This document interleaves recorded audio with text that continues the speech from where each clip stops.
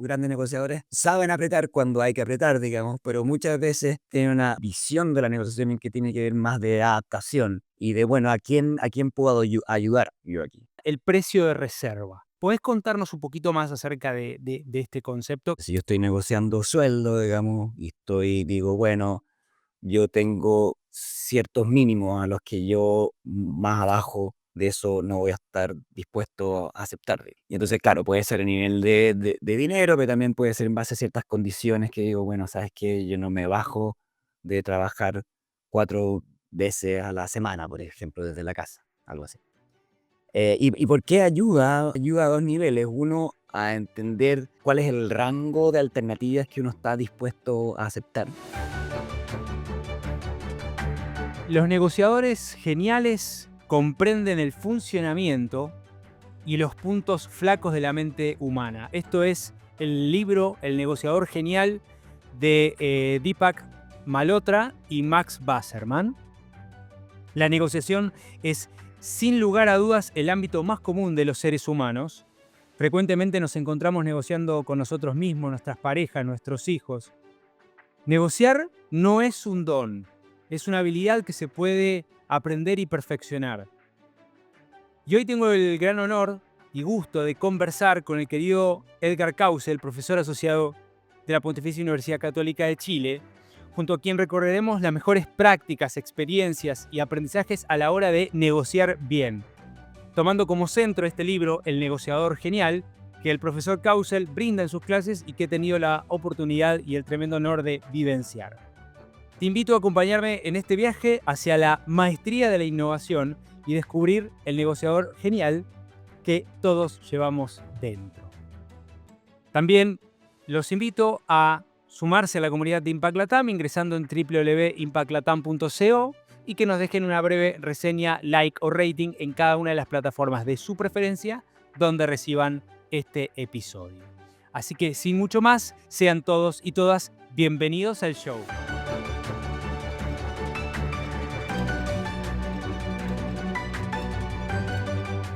Muy bien, bueno, querido Edgar, he tenido la posibilidad de tenerte como profe, también compartiendo un viaje ahí a la Universidad de Warwick. No te voy a presentar extensamente, toda la gente va a poder ver todo esto en el link del episodio y si quiere conectar con vos, también va a poder hacerlo por LinkedIn. Así que bienvenido, querido Edgar, a un nuevo episodio de Conversaciones con Impacto. Gracias por sumarte. Hola Daniel, ¿qué tal? Espero que todo bien y feliz de estar acá y gracias por la invitación. Bueno, muy bien. Entonces, el negociador genial que todos llevamos dentro, ¿por qué no? Em, Quiero arrancar desde un lugar que me parece muy común, ¿no? Muy común, que es esto que dice en el libro, ¿no? Los negociadores se centran solo en reclamar valor, alcanzan peores resultados que los que cooperan con la otra parte. Contanos un poquito más acerca de esto. ¿Qué quiere decir valor? ¿Qué quiere decir cooperar? Etcétera. Claro, la idea fundamental es que, bueno, cuando uno está en una negociación, típicamente, si uno va a una definición de una negociación, es cuando uno quiere alcanzar resultados que uno necesita a otras personas para llegar a ellos. Y entonces, mucha gente cuando encara por primera vez una negociación, o si uno le pregunta a las personas qué es la primera palabra que piensan, digamos, cuando asocian, digamos, a la palabra negociación, tiene mucho más que ver con competir que con cooperar, digamos. Y entonces eso hace que muchas veces la gente lo encare una suerte como de pelea, y si ambas contrapartes lo encaran como una pelea, bueno, se va a transformar en un tira y afloja, y generalmente, dependiendo de quién tiene más fuerza, digamos, van a quedar las negociaciones en la mitad, ¿cierto? Y bueno, aparece la idea esta de crear valor, que muchas veces en que uno efectivamente uno puede agrandar la torta. Agrandar la torta es la idea de que hay intereses en común, mucho más frecuente de lo que uno piensa, digamos, y en la búsqueda de esos intereses comunes uno puede ir agrandando la torta. Entonces, esta idea de generar valor en la negociación es muy importante y es la base de muchos cursos de negociación que uno enseña. Entonces, para el que está en la calle haciendo cosas, que quizás no conoce mucho de este tema y siempre está como en el gano yo, ganás vos, quién termina ganando esta pelea al final del día. ¿Qué es agrandar la torta? ¿Cómo se hace para pensar en poder agrandar la torta? Claro, nuevamente, cuando uno piensa en negociación, mucha gente se queda pegada como en el precio, ¿no es cierto? Y En el precio, en el claro. precio. Y el precio evidentemente es muy importante, inevitablemente va a ser quizás el elemento más importante, bueno, en conjunto con la calidad del producto o el servicio que nos está brindando. Y Ajá, entonces, si uno se queda pegado en el precio, como lo único, va a ser difícil que uno crea valor, digamos. Ahora, uno puede buscar intereses en común, entonces, no sé, bueno, a mí me toca negociar muchas veces con profesores que pueden venir potencialmente a nuestra universidad. claro. Y bueno, uno trata de ver en qué temas, digamos, les puede interesar tanto a ellos como a nosotros. Entonces puede ser de que temas de trabajar desde la casa. Entonces uno ve que, claro, ambas partes pueden tener interés en que las personas trabajen en la casa, digamos. En esa forma uno puede ir buscando intereses en común y a ese es el tema de generar valor o de crear valor. Claro. Y siguiendo un poco con estos conceptos, ¿no? Esto de que negociamos permanentemente, hay un concepto, me parece que es fundamental, Ujú, que vos hablaste de precio y demás, pero esto del BATNA, ¿no? La mejor alternativa a un acuerdo negociado, esto que parece difícil, ¿cómo se lo ujú, podríamos compartir a la audiencia para que sea simple de entender y no tan método de Harvard? claro. Sí, bueno, el BATNA es un concepto como complicado, pero el fondo es tener como una opción B, ¿no es cierto? Y el tener opción B, ¿cuál es mi alternativa si yo voy a negociar contigo? ¿Y cuál es mi alternativa si es que no llego a un acuerdo? Entonces, imagínate Ujú, que tú eres un empleador y yo estoy ofreciendo mis servicios, digamos. Y asumamos, digamos, que me interesa lo principal para mí es el sueldo en este caso. Bueno, si es que voy a negociar contigo y me interesa mucho el sueldo, bueno, mi sí, opción B es qué es lo que tengo al momento de estar negociando contigo como alternativa. Entonces, si yo, claro. imagínate que yo gano 3 actualmente o que tengo otra oferta de trabajo en que voy a ganar 3, digamos. Cuando voy a negociar contigo, si es que la negociación falla o hay un impasse o lo que sea, o no llegamos a ningún acuerdo, mi alternativa son ese otro trabajo, digamos, que tiene 3. Y entonces, obviamente es importante porque en la medida en que yo tengo una alternativa que no es muy buena, eh, claramente mi poder de negociación va a ser menor. Y entonces, en la medida en que si tú sabes que mi alternativa no es muy buena, y yo por alguna razón te revelo eso, Claro. bueno, probablemente vas a explotar eso, si es que estamos en una negociación bastante competitiva. Obviamente hay algunas veces que, como dijimos anteriormente, uno puede crear valor, digamos, etcétera. Pero hay negociaciones que efectivamente son competitivas, digamos, y entonces, mi alternativa, si no es muy buena, entonces tú la puedes explotar. Entonces, si tú sabes que mi alternativa, yo no estoy ganando que mi trabajo actual, digamos, o mis alternativas no son muy buenas, bueno, de alguna forma tú puedes explotar eso y llegar a un acuerdo más conveniente para ti. Entonces, el BANDA, que es esta idea de la opción B, es fundamental como una primera entrada de poder de negociación que uno tiene. Y en la medida en que uno tiene alternativas buenas, digamos, y eso es lo que hablábamos en el curso, de ser, de ser busquilla, digamos, en la medida en que la Claro. gente tiene alternativas, en la gente que hace eh, eh, trabajo, digamos, de buscar, puede generar mejor alternativa. Entonces, yo siempre cuento una vez un ejemplo simple cuando fuimos a China con el grupo Ajá. de MBA y nos mandaban a este mercado de la seda, que inicialmente, bueno, ahí es en Beijing, mercado de la seda, inicialmente vendían seda, pero después vendían de todo. Y hay distintas tiendas, Sí, hay muchas tiendas y bueno, me dijeron a mí, bueno, profe, vaya a negociar algo que le interese los estudiantes. para el Yo, testeo. para el testeo del profesor. Claro, y entonces dije: "Ya, okey, voy a comprar unos audífonos". Y bueno, fui a la primera tienda y me dijeron: "Bueno, estos audífonos cuestan 40".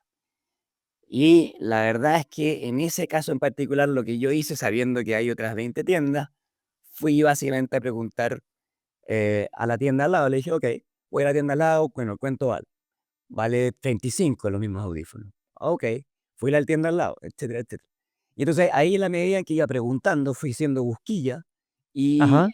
y fui mejorando mi opción B, hasta que el momento de dije: "Bueno, acá ahí generé cierta estabilidad", y fui generando mejor valor, no negociando necesariamente, sino viendo a buscar distintas alternativas. Entonces, ahí hay un ejemplo súper básico en realidad, pero un ejemplo en que si uno hace, entre comillas, hace la pega, uno puede ir generando mejor valor en el sentido de ir buscando ciertas alternativas que van mejorando tu poder de negociación con la próxima contraparte. En Argentina había una señora que falleció, que era así de la televisión, digamos, como que daba consejos a amas de casa y señoras en general, que decía: "Camine, señora, camine", ¿no? Era Claro, como Elita de Lázari. claro. Entonces, ese camine es básicamente ni más ni menos que, mejorar las alternativas, o digamos, las opciones alternativas. Pero ahora, ahí hay como 2 cosas que a mí me llamó la atención mientras lo veíamos en clase y demás. Una era el costo de oportunidad, porque sí, obvio, ir a recorrer el mercado de Beijing y bueno, capaz perdés todo el día. Entonces hay un costo de oportunidad que creo que eso vos lo planteás en uno de los casos que trabajás. Y lo otro, que después sí voy a volver a ese punto, es, bueno, cómo, que hablamos de esto, de cómo negociar desde una posición de debilidad, porque vos decís, bueno, sí, está bien, al final del día se trata de mejorar tus alternativas B, o sea, si voy a buscar trabajo, tener como, qué sé yo, por lo menos proyectos que me puedan, pero a veces esas alternativas B no vienen o, digamos, no es tan fácil acceder, sobre todo en un mercado retractivo, vamos a hablar de Chile, un mercado con recesión. Entonces, em, ¿cómo se conjugan esas 2 cosas, no? ¿Qué pensás? Claro, o sea, un tema ahí tiene que ver con los costos de oportunidad, ¿no? Y me parece, bueno, fundamental parte de los costos de oportunidad es este plan B. Y claro, o sea, en ese caso particular del ejemplo que te di de China, ahí yo básicamente estaba tratando de mostrar que podía reducir un precio de 40 que lo bajé a uno, digamos, que fue Claro. visto como aplauso. Entonces ahí tenía claramente interés de hacerlo. Ahora, hay 2 temas con eso. Uno, bueno, que implica tiempo, y otro es hasta qué punto uno tiene ganas de hacerlo, ¿no? Ganas de hacerlo, claro, obvio, sí. Que es súper, o sea, que es súper válido, básicamente. En el fondo, ahí nuevamente está tratando de reducir el precio, pero puede ser algo que a mí no me genere placer, digamos, Claro, en el sí, sí. sentido entonces, No uno, esté bueno, claro. claro, y en ese sentido, si a mí, y eso es lo que yo planteo también de que eh, cuando uno entiende estas herramientas de negociación, uno lo puede entender desde el punto de vista, bueno, uno puede aprender algo, nuevas técnicas o qué sé yo. O también uno puede decir, bueno, me acepto como soy, en el sentido de yo no estoy dispuesto a tener que pelearme con la gente si es que es una negociación muy competitiva, no es mi estilo, Claro. me genera estrés, etcétera, digamos. Entonces, bajo esa perspectiva, yo estoy totalmente de acuerdo, digamos, que uno lo tiene que incorporar dentro de lo que uno valora. Ahora, hay veces que uno no tiene mucho que hacer porque uno está trabajando para, hay veces si uno es gerente comercial, uno no solamente lo está Claro. haciendo para uno mismo, sino que uno lo está haciendo en pos de un trabajo, digamos. Y Ajá. entonces, bueno, no solamente depende de mí, y entonces hay que tenerlo en consideración. Pero estoy totalmente de acuerdo de que hay que tener en consideración especialmente, bueno, para los emprendedores que estén viendo esto, bueno, hasta qué punto estoy dispuesto a hacer esto o no. Y lo otro tiene que ver con negociar en una posición de debilidad. em, una de las recomendaciones más básicas es que cuando uno va negociando, uno va leyendo características de la contraparte, ¿no es cierto? O cómo se está dando cierta negociación. hay veces que, y eso, bueno, tiene que ver un poco con la intuición, hay veces que uno ve que una negociación o la contraparte es muy competitiva. Y Claro, cuando la contraparte es muy competitiva, el revelar mucha información, especialmente si uno está en una posición de debilidad, en el sentido de que uno no tiene muchas alternativas muy buenas, revelar mucha información de que uno está en una posición de revelar de debilidad, en general no es muy bueno, especialmente si es que hay una contraparte que es muy competitiva y muy agresiva, etcétera. Porque claro. probablemente va a tratar de aprovechar esa debilidad que uno tiene. Entonces, si uno va a ofrecer un producto en una gran empresa y uno dice, bueno, es que no tengo mucha alternativa, bueno, esa contraparte probablemente te va a pedir precios muy bajos, etcétera. Entonces, Mm, una recomendación inicial es no revelar, digamos, que uno está en una condición de debilidad si es que uno lo está. Ahora, lo malo de hacer eso, o lo malo de una situación como esa, es que muchas veces, como dijimos al principio, el entregar información o compartir información entre ambas partes puede llevar a esto de crear valor, ¿no es cierto?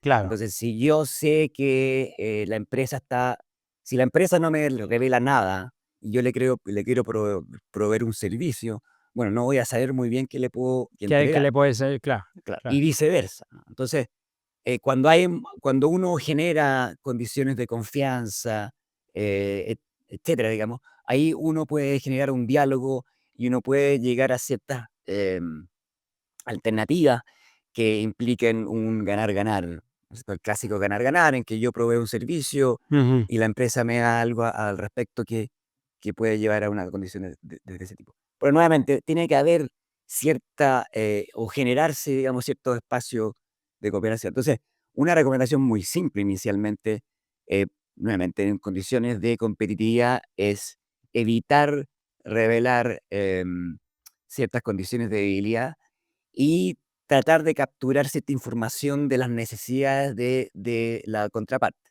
¿no es cierto? Yo creo que esa hacia dónde va la contraparte, el el el lo más importante, digamos, es tratar de capturar los intereses de la contraparte. ¿Qué está buscando en esta negociación? Que eso, como tú sabes, es algo que plantea William Ury, ¿no? Alrededor de la idea de, especialmente, de resolución de conflictos, pero también se aplica a negociaciones. Es decir, más yo puedo tener posiciones, yo puedo decir: "Mira, yo quiero exigir esto", pero cuando yo exijo esto, que es una posición, hay un interés subyacente. Y en la medida en que uno va claro. descubriendo los intereses subyacentes, uno puede, generar alternativas que sean, más satisfactorias para ambas contrapartes. Está bueno. Y sí, creo que quizá lo que decís vos, ¿no? Como esto de evitar el sincericidio, ¿no? Que es muy común en esta era de, bueno, full transparencia y demás, que a veces te pone en una situación de debilidad también, ¿no? Porque la otra persona, si no comparte esos valores y tiene otra dinámica, medio que puede explotar, exprimir esos temas. Y, y hay un punto que era una pregunta de examen, pero bueno, creo que está bueno, que es cuándo no negociar, ¿no? ¿Cuándo, ¿cuándo crees vos que no sería bueno sentarse a tomar esta instancia? En tu vivencia, tus experiencias. Sí, yo creo que hay, bueno, en la experiencia, en base a la experiencia, hay 2 condiciones muy necesarias. Es decir, una es cuando uno ve que, la contraparte no tiene ningún interés de revelar información o de tener un mínimo de buena voluntad al respecto, ¿no es cierto? Ajá, con una Ahora, parte de hay una persona cerrada. una persona ultra cerrada, digamos, de que, además hace la experiencia de negociar realmente desagradable. Bueno, hay veces que uno no tiene alternativa, digamos, pero bueno, cuando uno tiene algún tipo de alternativa, eh, yo, mi recomendación es ir hacia otro lado porque, hay mala prognosis, ¿no es cierto? No tiene muy buen pronóstico cuando hay una persona totalmente cerrada al otro lado y bueno, especialmente cuando hay, eh, claro, hay cosas que rompen ciertos valores que uno puede considerar Claro, mínimos, ¿no es cierto? Es decir, que alguien te putee en sí. buen argentino. Claro, sí, como que sí, no sé, me imagino estas relaciones en nivel de desigual, de, por ejemplo, Mm, no todos, pero muchas veces el que arrienda y digamos, el que alquila y el que pone el departamento o lo que sea en alquiler. Hay una relación muchas veces desigual en eso, ¿no? Entonces es como, claro, bueno, me te tenés que ir a otro lugar ¿dónde encuentro? Entonces, como que frente a ese plan B que no es bueno, a veces tenés que encontrarte con personas muy particulares, que es sí, como la común, la común, ¿no? claro. Eh, Entonces, sí, hay veces que uno no tiene alternativas y hay que enfrentarlo, pero en la medida en que uno tiene alternativas, yo creo que, em, eso es evitable. Y de hecho, a todo esto, una de las razones de por qué el ser extraordinariamente competitivo en negociaciones puede que funcione en algún tipo de negociaciones, o especialmente agresivo, sí, puede ser, claro, en algunas negociaciones puede funcionar, pero en el gran esquema de las cosas puede ser perjudicial para ti, digamos, porque hay claro. mucha gente que no está dispuesta a negociar con alguien excesivamente, competitivo. Y de hecho está dispuesta a sacrificar plata, digamos, o recursos, o tiempo, en pos de evitar negociar contigo.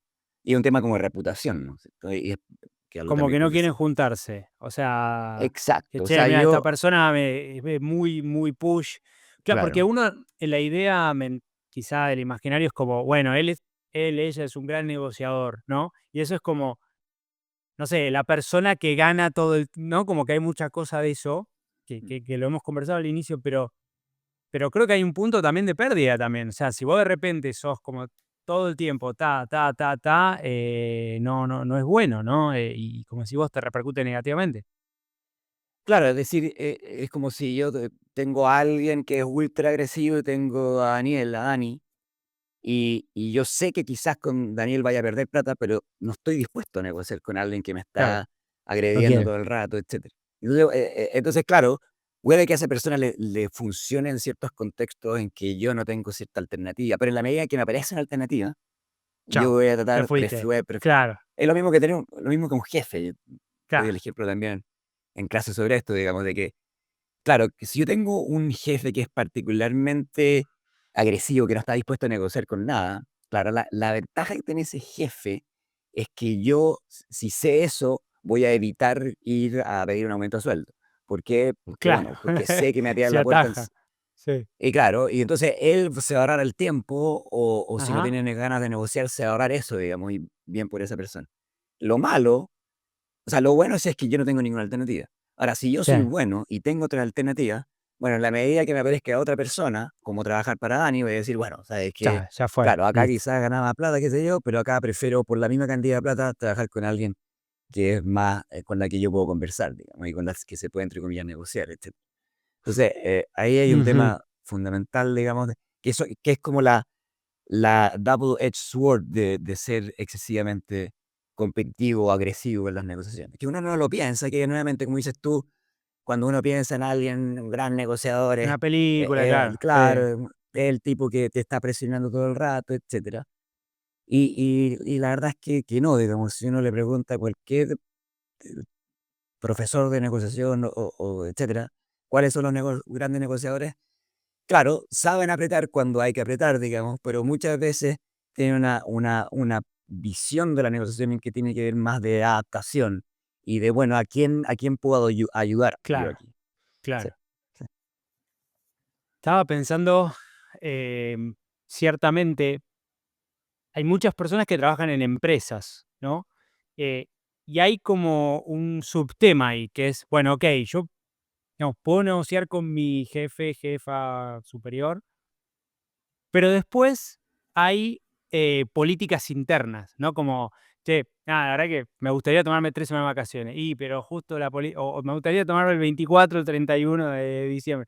Che, no, pero entonces, qué le sugerirías a aquellas personas que están en una organización quizá más grande o más mundo corporativo, para trabajar esta instancia, digamos, entre políticas y el jefe directo, digamos, por decirlo. Claro. Sí, efectivamente hay, bueno, hay toda esta clasificación de organizaciones entre ultra burocráticas en que casi no hay jefes, digamos, porque es todo una regla, una norma, ¿no? Exacto. y ahí hay poco que hacer, digamos. Sí, Eh, porque no pero tenés con quién, conversar, básicamente. exactamente, bueno, y eso muchas organizaciones efectivamente lo evitan. Pero claro, un tema tiene que ver con quién uno está conversando. Y esto también puede ser si es que yo estoy negociando con una Ujú, contraparte en que estoy negociando con, no sé, pues el jefe de compras versus el gerente comercial, ¿no? Que probablemente los que están más abajo en la organización se van a regir más por las reglas. ¿Por qué? Porque no depende de ellos, mm, ¿no? Entonces, si es que yo estoy negociando con alguien y me dice, es que, mira, me parece razonable tu posición, pero yo no tengo mucho que hacer porque a mí me evalúan por cumplir por estas reglas, digamos. Ahí lo mejor es tratar de ir a la persona que está más arriba, ¿no? Porque mm, con esa persona uno efectivamente, esa persona puede romper las reglas y puede tener la visión más en general claro. de los temas. Entonces, nuevamente, hay veces que por norma alguien no te puede subir el sueldo, digamos, por Claro. ejemplo. Hay que hablar con Pero, recursos humanos, ponele. claro, y claro, y recursos humanos te dice, bueno, es que tenemos ciertas bandas La y qué sé banda, yo, qué sé yo, etc. sí. Claro, entonces, no estoy diciendo que esto funcione siempre, ¿ah? Pero el tema es que, dadas esas reglas, hay veces que la gente de más arriba está dispuesta a salirse de la regla por el bien de la organización. Es decir, mira, sí, tenemos estas reglas, pero estas reglas tienen un objetivo y yo al final quiero que mi organización funcione bien, digamos. Entonces, si esta persona es muy buena, yo estoy dispuesto a hacer algo respecto, digamos, a esas bandas. Claro. ¿Por qué? Porque la quiero mantener. Y así hay millones de otros tipos de ejemplos de que hay gente que, claro, que ofrece cierto servicio y que no, porque la verdad es que yo no puedo y me miden a mí por acordar este tipo de negociaciones. Claro, y quizás si uno habla con la persona que está más arriba, uno puede dar Mm, vuelta a esa situación. ¿Por qué? Porque tienen la visión más global y dicen, bueno, las reglas están por algo, pero hay mm, veces que uno puede salirse de esa regla. Entonces, muchas veces tiene que ver con el poder conversar con la persona de más arriba. Ahora, no siempre se puede, evidentemente, claro. pero hay situaciones bastante críticas que uno tiene que efectivamente hacer eso. Estaba pensando que siempre buscamos negociar con personas, ¿no? O conversar, que es parte del patrón de la negociación. Ujú, Pero estamos yendo hacia un mundo de inteligencia artificial, eso está presente y demás. Em, ¿Cómo ves el mundo de la negociación, la instancia en este mundo de la inteligencia artificial? ¿Hacia dónde pensás que puede ir?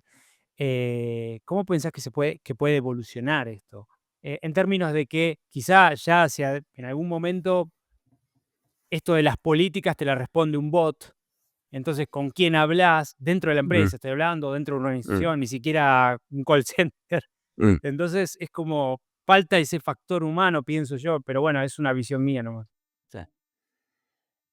Mira, a mí quizás sabes que a mí otro tema que me interesa, además de la negociación, es el tema de economía del De comportamiento, ¿no es cierto? comportamiento. ¿Y qué Ujú, tiene que ver con esto de, bueno, como la gente que a veces se escapa de la racionalidad, etcétera, etcétera?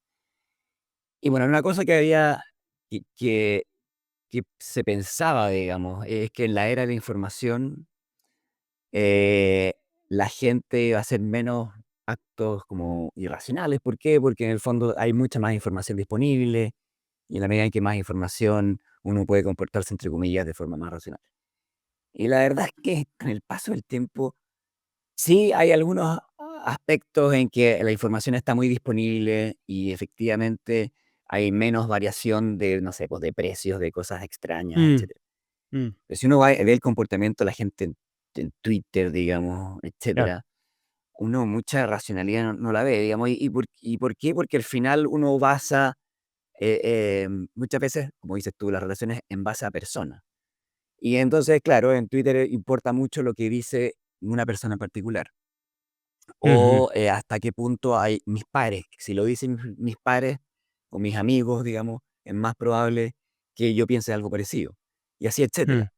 O sea, yo creo que efectivamente con inteligencia artificial, que yo lo utilizo, de hecho, diariamente, digamos, Sí. pero, pero claro, cuando necesito información específica, que es muy buena entregando eso, ¿no?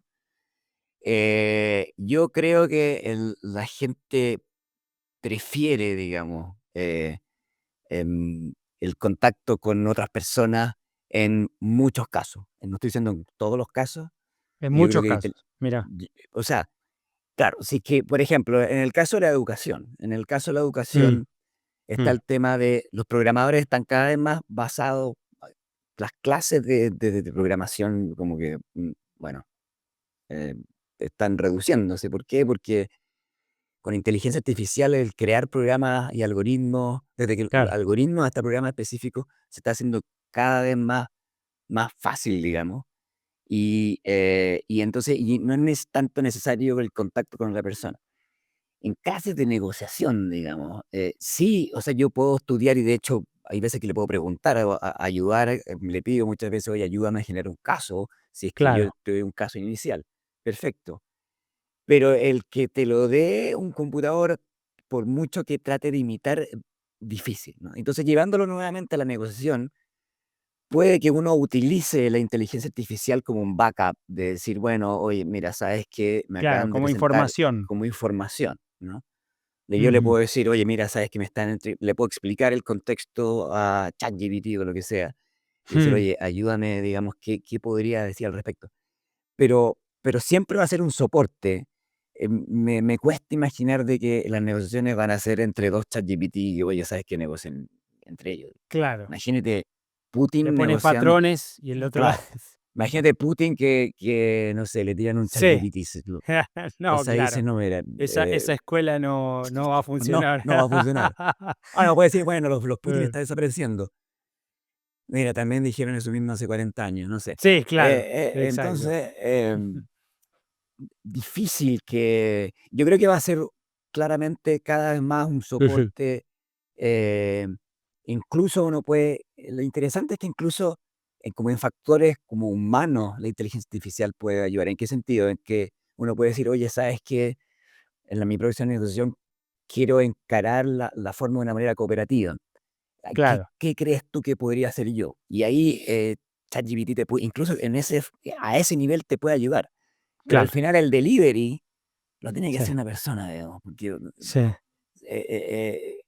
hasta ahora es muy difícil que, por mucho que crean imágenes y qué sé yo, uno capte inmediatamente cuando hay algo medio mm, androide, y eso genera más rechazo. Si yo eso es lo más increíble de todo, que aunque a mí me ayude ChatGPT, si yo sé, como dices tú, que una empresa me está hablando vía ChatGPT, aunque sea eficiente o con algún tipo de inteligencia artificial, y generalmente, genera algo de rechazo, y eso le llaman aversión al algoritmo. Y de hecho, aversión al algoritmo, sí, mira, aversión al algoritmo está la idea de que, ¿qué pasa cuando yo interactúo con una con máquina, una claro. máquina versus una persona? Eh, Generalmente prefiero a la persona, incluso en actividades que son bien matemáticas, porque yo diría, bueno, en finanza, un igual prefiere una persona, especialmente, bueno, especialmente para tareas que involucran personas. Es decir, es eh, distinto a que Waze me guíe mm, a que yo trate de interactuar con una persona. Y aún así con Waze lo tratan de ser lo más humanamente posible, con una voz que sea atractiva, etcétera, etcétera. sí, Entonces, sí, para volver al tema principal, uno nunca sabe lo que vendrá, digamos, pero sí. veo difícil que haya un reemplazo, de los negociadores basados en LLMs o en ChatGPTs o como quiera que Mm, se llame. mm, mm. Sí, me imagino negociar con terroristas no debe ser así. Imagínate que manda a un terrorista y le dice: "Bueno, sí, no, negocia con acá mi ChatGPT, Claro, entiende". acá mi inteligencia artificial, está Sí. claro.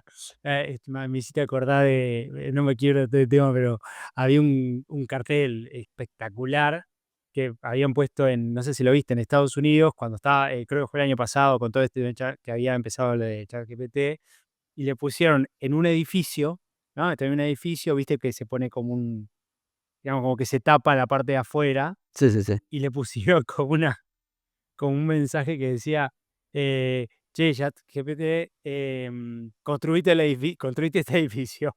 Entonces, como Ah, que, sí, sí, digo, sí. no se puede hacer. Sí, Entonces, como que decía, bueno, como que, y lo firmaban los American Worker Association, no sé qué.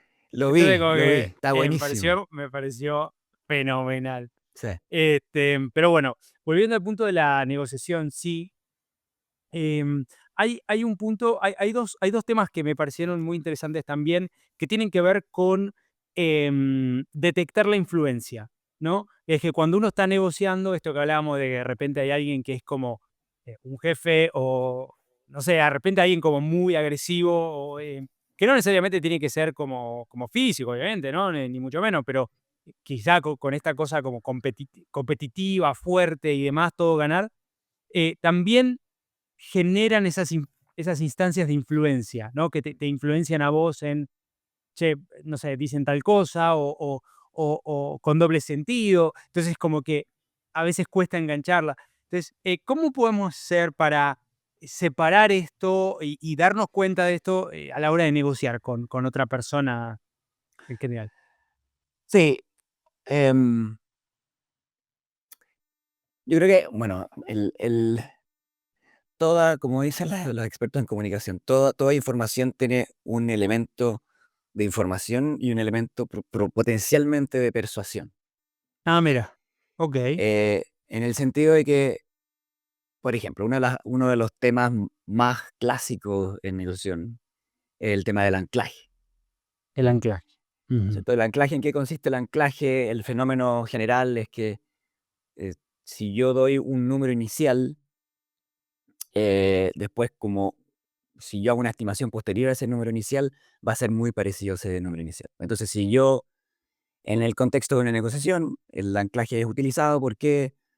Porque si yo estoy vendiendo algo o comprando algo, y yo sé que el precio debería ser entre 10 y 15, y yo estoy comprando, por ejemplo, ¿qué dice la perspectiva de anclaje? Mire, trate de tirar un precio extremo, digamos 8, y luego la negociación que va a pasar es que uno va a negociar, pero generalmente la negociación termina en un número parecido a ese número Ajá. inicial, ¿no? O sea, tirarlo bien abajo, ¿no? Tíralo bien Como abajo decir, en bueno, ese ¿cuánto caso, sale esta casa? Esta casa sale tanto. Y vos claro, sabés que está arriba en la media, claro, pero lo usás como herramienta de persuasión, digamos. claro, y ese número inicial, ya sea para arriba o para abajo, dependiendo donde le conviene a la persona que te está utilizando, lo pone más o menos extremo. Y entonces, claro, el tema es que si uno tiene algo de experiencia en la negociación, ya sea con Mm. curso o con haber negociado varias veces, uno sabe que en ciertos contextos lo más probable es que te tiren un cierto precio o un número con el pejo pasado, que se dice, ¿no? Que es esta O idea, sea bueno, de que que, un poco claro, extremo, ya sea para un lado o hacia otro. Y entonces, el estar al tanto de que, y esto hay veces que hay gente que se enoja con esto, y hay veces que la gente que tiene experiencia en negociación sabe de que al final lo que se conversa inicialmente no necesariamente tiene que ser lo que se conversa al final. ok. Eh, O sea que al final se puede generar este tanteo, ¿no? De ex- el clásico pregunta de recursos humanos consultora de cuál es tu pretensión salarial o algo así, que para mí siempre es como, te quedás con esa de, che, tiré poco, no sé, es como claro, que claro, te incita, para mí es una pregunta mala, porque te incita siempre a tirar más, sí, obviamente, pero tampoco te podés ir como, no sé, exacto. o quizás es No, una estrategia, no lo sé. sí, es una pregunta difícil. Es una pregunta difícil, pero yo creo que es peor tirar un número muy abajo que un número muy arriba. Es Eso peor un número bajo. Ah, sí. Sí, porque el número bajo, es decir, si que hay un rango y nuevamente es de 10 o 15 y yo digo 5, significa que yo la verdad es que no valgo nada. Pues si tiro un 20, claro, está el riesgo que te diga, no, te es que esta fuiste, persona, che, que te claro. fuiste. Pero por último, la gente puede decir, bueno, pero nos podemos sentar a conversar con esta persona. Cuando uno se tira muy abajo, significa que Hmm. ya sea lo que uno está ofreciendo o lo que uno vale como persona, en el caso de un sueldo, que no es mucho, digamos, y ese es percibido por muchas personas como una suerte como de pecado mortal. Ahora, ese jueguito estoy de acuerdo que el jueguito de las pretensiones de sueldo eh, eh, es difícil y no es una gran forma de entablar una negociación inicial. Pero Mm. bueno, pero ahí, pero, fu- pero el punto principal es que también está algo de las impresiones iniciales, ¿no es cierto? De qué Ajá. número voy a tirar inicialmente, etcétera. Bueno, entonces, el tema con el anclaje y con estas estrategias de influencia, lo primero que uno tiene que ver claro es que en negociación el tema de la influencia está y está permanentemente. Y entonces ese Ujú, primer ujú, número puede que sea real, pero puede que sea influencia también, digamos. Y uno que tiene que estar al tanto mm, de que claro. esta es parte del juego de la danza de la negociación. Y eso, volviendo al tema inicial, el tema de la cooperación, en la medida en que Ujú, uno lo va conversando y en la medida en que eso se puede ir depurando, te da guiños, digamos, de hasta qué punto una negociación va a ser cooperadora o no. Entonces, el tema insisto, el tema fundamental es que uno tiene que estar dispuesto a que en el juego de la negociación la influencia y la persuasión siempre va a estar. Y el enojarse frente a esa mm, potencial persuasión no es una muy buena estrategia, a menos que sea algo que rompa tus valores, digamos, así que alguien te está ofendiendo, sí, etcétera, digamos. obvio. Sí. Una de las grandes aprendizajes que tuve yo tiene que, o sea, más allá de los conceptos, creo que si me tuviese que quedar con una cosa, no sé qué te parece, pero te lo quería compartir, Ujú. es el tema del tiempo. Mm. Es como, yo pensaba anteriormente, a tus clases, que cuando uno va a negociar es como, bueno, en esa charla tenés que sacar, ¿entendés? Porque después que... Pero al final del día me di cuenta que es como sucesiones de charlas, ¿no? Como que y esa mirada de que, bueno, tenés esta conversa, después puedes sentarte a negociar nuevamente, nunca la había visto como con esa como un proceso, ¿no? Y me parece súper importante rescatar esto del tiempo. ¿Qué pensás, para aquellas personas que quizás como yo sentían que ya tuve la chance de una charla, tengo que sacar, tengo que porque después no sé qué va a pasar y te quedás con esto que te responde, no te responde, de esta danza que decís vos, ¿no? Mm. Sí, yo estoy de acuerdo de que el proceso es muy importante y el tiempo es muy importante.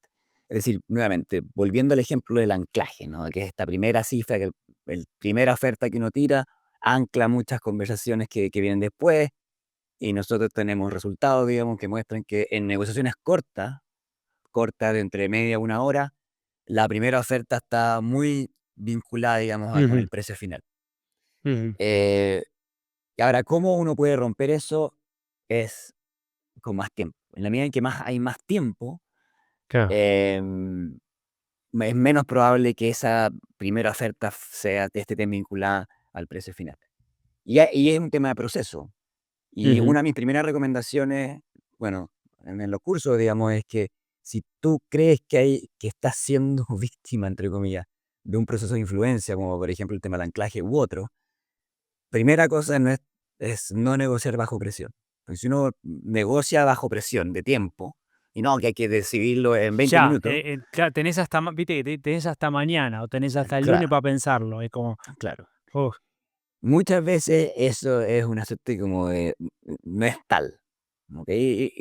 Ahora, hay veces es que sí hay urgencias de tiempo, y bueno, y entonces ahí hay que tomar, recurrir sí. a otros temas, digamos. Pero claro, en esta danza de la negociación, el proceso es muy importante y la presión no es buena, especialmente para la persona claro, que tiene menos experiencia en un cierto tipo de negociación. Claro. ¿Por qué? Porque es más probable que temas nuevamente como el anclaje u otras estrategias de persuasión tengan efecto. Y efectivamente, además que en la medida en que haya un proceso de negociación un poco más largo, es más probable que uno pueda encontrar soluciones, el crear valor, el famoso ganar-ganar, que para algunos es un cliché. Siempre hay algún tipo de factor que uno puede encontrar de agrandar un poco la torta. Hay algunas veces que es poquito, hay veces que es mucho, pero para eso se necesita muchas veces como pensar fuera de la caja, y para pensar fuera de la caja uno necesita algo de tiempo, o sea, uno no puede pensar fuera de la caja en 10 minutos, digamos, o en 20 Claro. minutos o en una hora. Muchas veces necesita un proceso. Y nuevamente, yo creo que, como dices tú, estoy de acuerdo que es algo fundamental el proceso y el tiempo y el meditar ciertas opciones, etcétera. Em, y obviamente negociar es racional, tiene un gran componente racional bueno, de números, generalmente hay números de cuánto representa esto en valor para mí, pero también es eminentemente emocional. Mm. Entonces, hay un tema ahí hablamos de influencia y demás, pero también están las propias respuestas, las propias emociones, ¿no? Mm.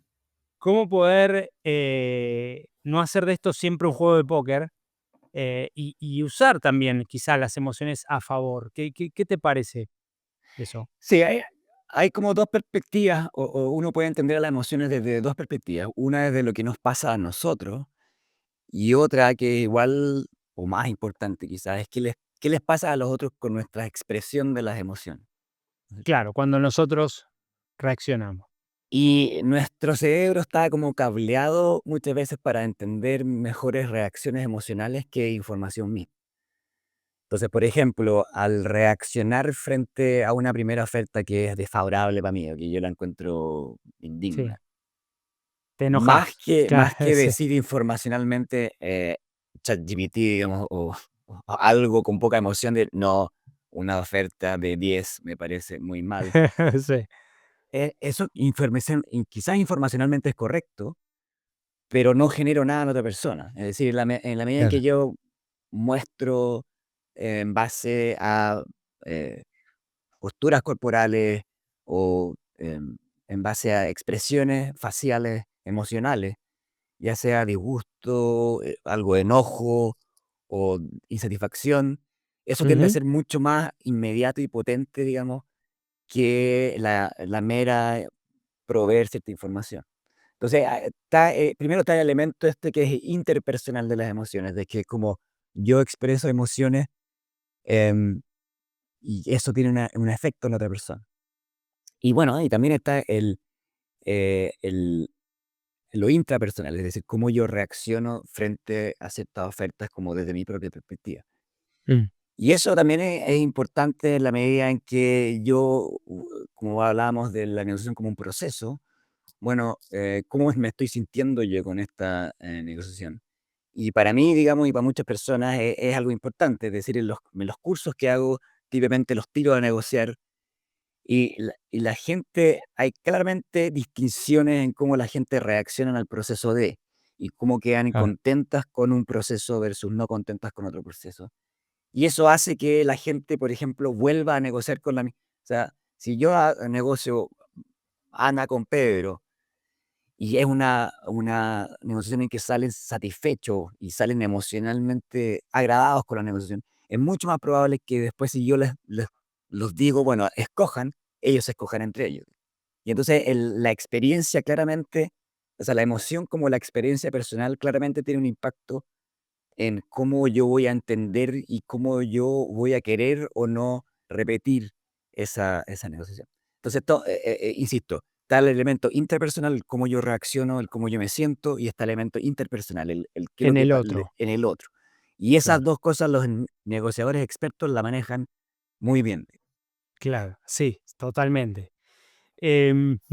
Bueno, y ya un poquito para ir cerrando, bueno, hay varios conceptos y cosas, pero quería ver, bueno, un poquito esto de que hablamos del anclaje, ¿no? Que es como ir a fijar una instancia fuerte, que es como, bueno, para mí es importante, qué sé yo, en una negociación laboral, eh, qué sé yo, trabajar de casa, como decías vos, y no me quiero mover de acá, pero bueno, voy a estar adaptable. Y después está el precio de reserva, el precio de reserva. ¿Podés contarnos un poquito más acerca de este concepto que va de la mano con esta mejor alternativa, con este BATNA que hablamos, ¿no? el BATNA, que es esta idea del plan B, el precio Ujú, de reserva es muchas veces está asociado con el BATNA, que es como, bueno, si yo voy a negociar con Dani una oferta de trabajo, em, ¿cuál es lo mínimo que yo debería estar dispuesto a aceptar? ¿No es cierto? Muchas veces, ¿por qué tiene que ver con el plan B? Porque, bueno, porque tiene que ver con alguna alternativa. Entonces, si yo estoy negociando sueldo, digamos, y digo, bueno, yo tengo ciertos mínimos a los que yo más abajo de eso no voy a estar dispuesto a aceptar, digamos. Em, y entonces, claro, puede ser a nivel de dinero, pero también puede ser en base a ciertas condiciones que digo, bueno, sabes que yo no me bajo de trabajar 4 veces a la semana, por ejemplo, desde la casa, algo así. ujú, ¿Y por qué ayuda? O sea, ayuda a dos niveles. Uno, a entender a qué es lo que uno, cuál es el rango de alternativas que uno está dispuesto a aceptar. Y lo otro que ayuda también es el tema de, nuevamente, de persuasiones desde la vereda del frente, digamos. Es decir, ¿cuál, cómo puedo yo combatir frente a un anclaje, que es esta idea nuevamente de que te ponen un precio inicial que es muy extremo, etcétera? Es bueno, yo en la medida en que sé cuál es mi rango de alternativas, yo digo, mire, mi rango de alternativas, mi ideal es 10, mi mínimo ujú. es 3. Entonces, ese es mi rango. Es mucho menos probable que alguien venga con si alguien viene con un 20, y yo digo, no, claramente está fuera de mi rango, digamos. Entonces, si yo tengo como un rango de alternativas que yo sé que son mis alternativas y que de ahí no voy a mover, o sea, me puedo mover dentro, pero no fuera, claro, todas esas estrategias de influencia de la contraparte, como el anclaje, etcétera, tienden a reducirse, porque yo lo tengo todo más claro. Y, y claro, obviamente ahí, para que haya cierta cooperación, uno puede moverse, uno puede mover una alternativa hacia arriba, otra hacia Sí. abajo, etcétera, etcétera. Pero ese te da cierto contexto de ayuda a que el pensar ciertas alternativas, y eso tiene que ver mucho que ver con el tema de la preparación de la negociación. Yo tengo que ir en lo posible Ujú. preparado a decir, mire, estas son mis alternativas, yo aspiro a esto, este es mi ideal, este es mi mínimo, y entonces me voy moviendo ahí. Y toda esa preparación a la negociación, que es bien importante, ayuda nuevamente, a la alternativa y a que uno no se vea tan influenciado por factores externos o por influencia de estrategias, de ofertas extremas, etcétera. Edgar, ¿qué te hubiese gustado que los alumnos que han pasado por tus clases, asistentes, que leen este libro, ¿no? Que toman de este libro, destaquen, pero generalmente no sale la conversa, generalmente no lo hacen? Buena pregunta. Em, yo creo que, bueno, yo creo que un tema, bueno, depende de la audiencia, ¿no? Pero yo creo que un tema importante, bueno, el que mencionamos hace poco, que son los factores emocionales de la Ujú, negociación. Y que, son, o sea, hay algunos que argumentan que lo son todo, digamos. Yo no diría tan lejos, claro. pero claro, cuando uno enseña un curso, claro, típicamente el tema del Barna, bueno, es muy importante y es algo que abre la mirada, ¿no? Em, pero algo que es más difícil de enseñar, pero que uno también puede abordar, y lo trato de abordar en algunos cursos, es los factores emocionales. Y yo Ujú, creo que eso y tiene que ver con comunicación, con comunicación no verbal, claro. etcétera. Y que es más difícil de abordar sin que no haya un uno a uno. Que claro, yo puedo decir, mira, acá la teoría de la emoción y qué sé yo, pero no tiene nuevamente, la vividez de enfrentarte a una persona que te está poniendo presión, no solamente con información, sino con expresiones emocionales que son medias brutales, digamos. Ujú, Y uno que la ansiedad que puede generar eso y cómo uno enfrenta esa ansiedad es difícil de poder transmitir, a no ser de que haya una como intervención uno a uno, una capacitación uno a uno de: "Mira, lo que estás haciendo ahora yo lo percibo de esta forma o no de esta forma, etc. Igual yo trato de hacer algo a todo esto en los cursos, porque trato de ir viendo cómo la gente se va comportando, etc. Pero yo creo que eso es algo que especialmente en cierto perfil de estudiantes como más ingenieriles, digamos, es como, no, qué sé yo, acá el precio y sí, obviamente el precio es importante, y el número es importante, y el BATNA es importante, y la opción B es importante, el precio de reserva es importante, etcétera, etcétera. Pero el aspecto emocional es muchas veces lo que define al gran negociador del no gran negociador. Y eso es, a todo esto, linkeándolo con el otro aspecto que habíamos hablado, el de LLM, inteligencia artificial, ChatGPT, qué sé yo, es algo que va a ser difícil que lo reemplace. O sea, nos pueden Ujú. reemplazar en términos de informacionales. Todavía emoción.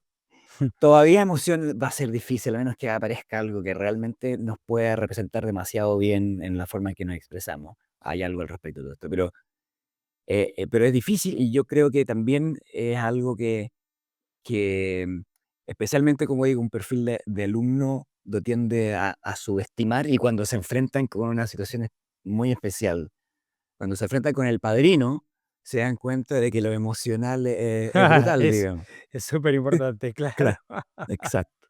Claro. Un poco para ir cerrando, ¿qué consejos le podrías dar a cada una de las personas que te escuche en este podcast y demás, para que puedan convertirse en buenos negociadores efectivos, exitosos? Obviamente que es muy general lo que estoy preguntando, pero al final del día creo que si tuviese es, ¿cuál es un concepto que de todas tus clases, mira que te estoy pidiendo un montón, y tuvieras que sumarizarlo en un concepto, en una cosa en particular, anclarlo, que que puedas compartir con la audiencia para que usen en sus negociaciones? Em, bueno, voy a decir algo más o menos general, pero es cierto, que es sacar aprendizaje. Es decir, yo creo que en todo tipo de negociación uno saca aprendizaje. Obviamente, como decíamos anteriormente, hay ciertos, hay estrategias, ¿no? Y hay Ujú, conceptos fundamentales que, claro, este podcast no es una clase, entonces no podemos estar hablando enseñando específicamente claro. los 100 conceptos. Pero los que sí uno puede, es lo que le llaman algunos la negociación post-mortem, le llaman algunos, que es cuando uno termina la negociación, sacar aprendizajes. ¿Qué saqué en limpio? O sea, más allá de lo que gané o dejé de ganar o que perdí o qué sé yo. Pero ¿qué es lo que aprendí de esta negociación? Em, Muchas veces tiene que ver con, bueno, di más información, di menos información, Mm, no utilicé no tuve en cuenta mi plan B o mi claro, precio de reserva, etcétera. Tiene que ver muchas veces con cosas que se llevan a conceptos fundamentales, pero al final del día tiene que ver con el aprendizaje. Y yo creo que efectivamente, lo que yo creo que efectivamente hay gente y hay cierta evidencia de esto, que hay gente que nace con algunos genes, digamos, que nacen mejores para negociar, especialmente para cierto tipo de negociación. claro. Pero yo Ujú, creo que la negociación es una suerte como de músculo que se puede entrenar. Y ese músculo uno puede tener aprendizaje. Y la gente que tiene mucha experiencia, hay gente que quizás no nació buena para negociar, pero tiene experiencia y este músculo es entrenable. Y en la medida en que uno va, no sé si tomando nota, digamos, pero sacando algunos aprendizajes especialmente las negociaciones importantes, mm, em, esas son las que tienen mejor pronóstico hacia el futuro. Entonces, yo creo que fundamentalmente en esta idea de que uno saca aprendizaje de ciertas negociaciones, por eso lo vivencial es tan importante y por eso nuevamente yo en mis clases los dejo que negocien. ¿Por qué? Porque claro. en base a esa experiencia uno va sacando aprendizaje, digamos. Em, Así que yo creo que la capacidad de aprender es fundamental en muchos aspectos de la vida y eso incluye también la negociación. Bueno, querido Edgar, cubrimos varios temas. Realmente te agradezco esta linda conversa y estoy seguro que mucha gente le servirá ¿no? Un poco lo que hablamos y que puede indagar. También, obviamente, está el libro El negociador genial para aquellos que quieran indagar en profundidad y, obviamente, también otras instancias. ¿Algún mensaje de cierre para la audiencia? ¿Algún tema que no hayamos tocado que te gustaría destacar? Yo diría que tocamos bastantes temas, digamos, y em, quizás puede que se haya quedado algo en el tintero, pero la verdad es que tocamos varios temas y solamente te quiero agradecer, Dani, por esta conversa. Eh, quizá uno la verdad es que pierde un poco la noción del tiempo. Para mí pasaron 15 minutos, pero 10 veo que minutos, no está. no, Pero tenemos entonces una hora. a lo mejor hablé más de lo que correspondía, así que ojalá puedas No, evitar ahí tranquilo. hacer lo que tengas que hacer para evitarlo, ni un problema. Pero la verdad que Sí. lo pasé muy bien, que y me gusta eso. Bueno, he tenido conversaciones contigo, tremenda persona además. Así Gracias, loco. que, Gracias. todo, la verdad es que una rica conversación y lo pasé muy bien nuevamente, así que gracias, ¿no? Gracias de nuevo. Gracias a vos, querido Edgar. Y obviamente también hay un tema que no cubrimos acá, que es Behavioral Economics, economía del comportamiento, que también es un tema tuyo. Para aquellos que les interesen, le vamos a dejar el link, el LinkedIn tuyo para que puedan ver, seguirte, conversar, etcétera, etcétera, etcétera. Así que agradecerte a vos, la verdad que un gusto tus clases, y siempre está bueno traer estas voces, ¿no? De la academia también, que son necesarias. Obviamente está la práctica, pero también está la academia, que yo le tengo un gran respeto y un gran afecto. Ay, que estaba trabado hoy.